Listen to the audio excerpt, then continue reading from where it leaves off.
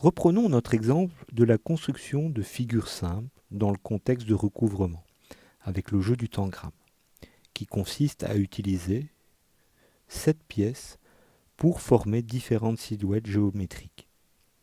Un chat, un personnage. Dans ce contexte, l'enseignant peut amener les élèves à construire des figures simples. À y regarder de plus près, il est pourtant possible de proposer différentes tâches en modulant le niveau d'initiative et donc le degré de créativité pour développer cette compétence. Je vous propose la mise en situation suivante. Pouvez-vous associer les différentes descriptions de tâches de construction avec le tangram, avec les verbes issus de la taxonomie de Tircio? Il s'agit d'une taxonomie qui permet d'étayer l'activité créative des élèves. Cet exemple est issu d'un travail d'une enseignante, Dominique Mouton, dans une classe de début de primaire en Belgique. Pour résoudre cette situation, appuyez sur le bouton pause et passez ensuite à la dia suivante pour découvrir la solution. Voici la solution à ce défi.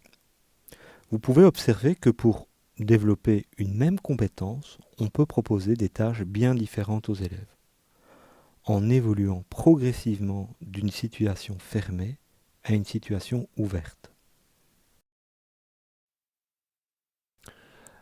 C'est bien intéressant, mais comment s'articule cette taxonomie? Ce modèle constitue un outil pertinent pour guider les enseignants dans la conception des tâches en proposant une progression qualitative, allant de la pensée convergente vers la pensée divergente. La hiérarchie se compose de 7 niveaux. Les 4 premiers renvoient à des problèmes fermés et les 3 derniers à des problèmes ouverts. Le principal intérêt de l'outil est qu'il permet de générer des tâches différentes pour une même compétence. Bien que cet outil semble quelque peu opposer la pensée convergente et la pensée divergente, il est important de noter que ces deux modes de pensée ne s'opposent pas en réalité, mais se complètent. Une démarche de résolution de problèmes passe souvent par la divergence pour ensuite converger vers une solution réalisable. Le sens de l'ouverture n'a pas beaucoup d'importance. On peut très bien proposer dans un premier temps des tâches ouvertes et ensuite des problèmes fermés aux élèves.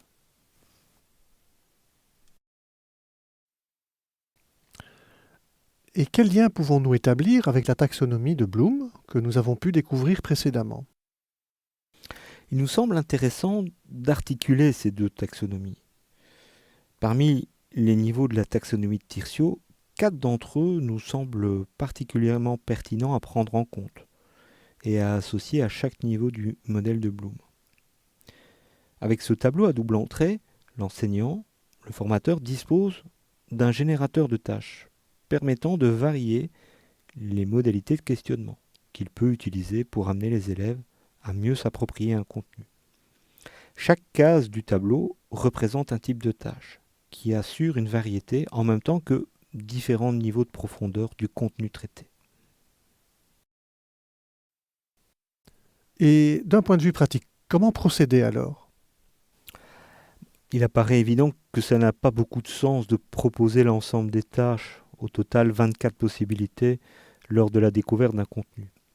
Le tableau permet toutefois de nous rendre attentifs au fait de ne pas solliciter toujours le même mode de pensée, que ce soit de la convergence ou de la divergence, et d'aboutir à un véritable équilibre dans l'ensemble des tâches proposées aux apprenants.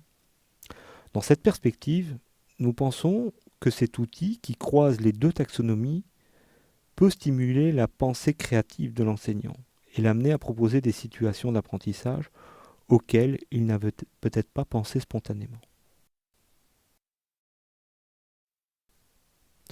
Et pouvez-vous nous en donner quelques exemples?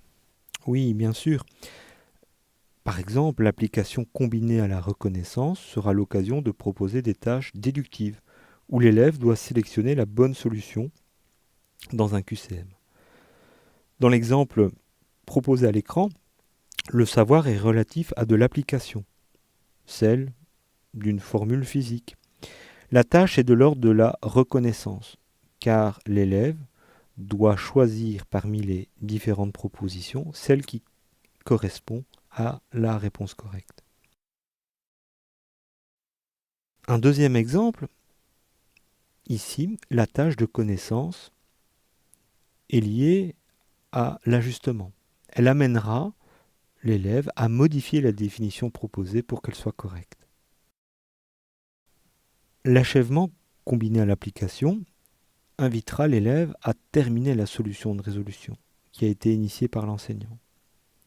Ici, la situation est plus ouverte car il y a plusieurs solutions possibles au problème posé par la soustraction lacunaire pour satisfaire aux besoins de l'emprunt. La tâche de production, en lien avec l'évaluation, demandera aux apprenants de prendre position et de produire complètement l'argumentation.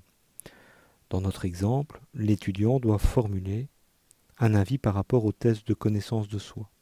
Son degré de liberté pour exprimer son opinion est très important. Vous le voyez, cette logique de combinaison contraint l'enseignant d'une certaine manière. Mais justement, la contrainte n'est-elle pas souvent à la base de la créativité ?